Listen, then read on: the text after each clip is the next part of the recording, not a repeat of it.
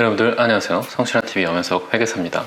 주식 투자를 하시는 분들이라면 이 다양한 용어에 대한 이해가 좀 필요합니다. 이번 시간에는 주식 투자할 때 가장 유명한 퍼에 대해서 한번 알아보도록 하겠습니다. 퍼에 대해서 잘 모르시는 분이 있다면 이 영상 끝까지 봐주시고요. 구독과 좋아요, 알람 설정까지 무료인 거 아시죠? 이 퍼는 주가 수익 배율이라고 합니다.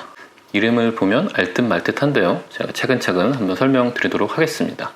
예를 한번 들어보겠습니다. 여러분 친구 중에 한 명이 커피숍을 운영하고 있습니다. 그 친구분이 커피숍이 되게 잘 돼서 옆 동네에 2호점을 오픈하려고 합니다. 이때 그 친구는 여러분들에게 커피숍을 같이 운영하자고 투자를 제안합니다.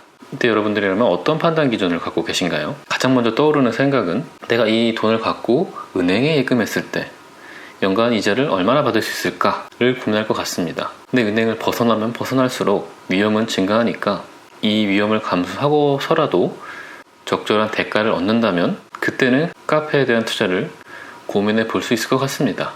여러분이 투자한 그 커피숍이 전체 지분이 100주라고 할 때 주인인 친구가 50주를 갖고 있고 나머지 50주를 친구 5명이서 나눠서 투자를 한다고 치겠습니다. 그럼 여러분은 10주를 갖게 되는 것인데요. 그 커피숍이 연간 순이익이 1000만원이 났습니다. 그럼 1000만원을 100주로 나누면 한 주당 10만원의 이익이 발생한 겁니다. 만약 여러분이 그 커피숍의 지분을 한 주당 100만원에 샀다면 이익은 한 주당 10만원이 발생했으니 수익률이 연간 10%다. 이렇게 계산되겠죠. 여러분이 투자할 주식회사라고 해보겠습니다. 회사의 단기 순이익을 총 발행 주식 수로 나눈 값을 EPS라고 합니다.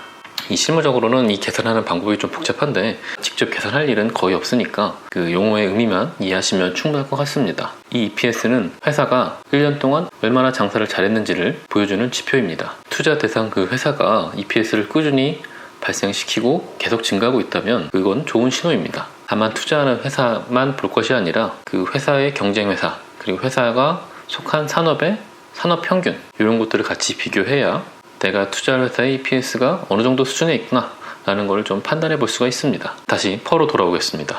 이 퍼는 현재 주가를 EPS로 나눈 값인데요. EPS분의 주가로 계산을 합니다. 예를 들어 EPS가 1000원인데 주가가 만원이다. 이랬을 때는 퍼는 10배가 되는 것입니다. 회사의 이익을 기준으로 주가는 10배의 프리미엄을 얹어서 거래되고 있구나 라고 생각하시면 됩니다. 이 퍼를 역수로 보면 이렇게 되겠죠. 퍼분의 1은 주가분의 EPS. 그러니까 퍼가 10배인데 주가가 만원이면 EPS는 1000원이 나와야 되는데 즉 만원짜리 주식을 한 주 샀을 때 여러분들이 기대하는 이익은 1000원이다. 이런 의미로 해석을 할 수가 있습니다. 그래서 이 퍼의 역수, 퍼분의 1은 주식의 기대 수익률이다 라고도 사용됩니다. 은행 예금이 2%에서 3% 왔다 갔다 할 때 퍼가 10인 주식이 있다면 주식을 투자했을 때 기대 수익률이 10%다. 이런 의미입니다. 이렇게 이 퍼를 갖고 투자 대상에 대해서 서로 간에 비교를 해볼 수가 있습니다. 그런데 퍼에는 문제점이 있습니다. 이 퍼를 계산할 때 주가는 현재 시세를 반영하지만 EPS는 상대적으로 과거의 회계상 이익을 갖고 계산되기 때문에 분자와 분모 간에 서로 시차가 존재합니다. 따라서 무조건 퍼가 낮다고 해서 저평가된 주식이다, 퍼가 높다고 해서 고평가된 주식이다 이렇게 판단하면 잘못된 판단을 할 수가 있습니다. 이 퍼는 다른 기업과 비교한다거나 업종 평균과 비교한다거나 상대적인 척도로 사용하는 게 안전한 투자 방법입니다.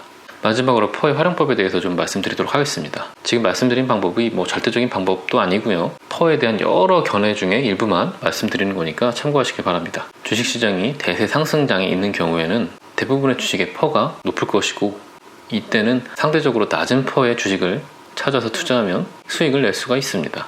두 번째, 반대로 주식이 대세 하락장이다. 이럴 때는 퍼가 낮다고 해서 저평가됐다 라고 판단하면 더 큰 손실을 볼 수가 있습니다. 마지막으로 세 번째, 퍼는 아까 상대적인 척도로 사용하실 때 유용하다고 제가 말씀드렸잖아요. 이렇게 퍼는 한국 시장과 미국 시장을 비교할 때 퍼를 갖고 비교하거나 시장 전체의 표가 상승하고 있는지 하락하고 있는지를 확인할 때 유용하게 쓰일 수가 있습니다.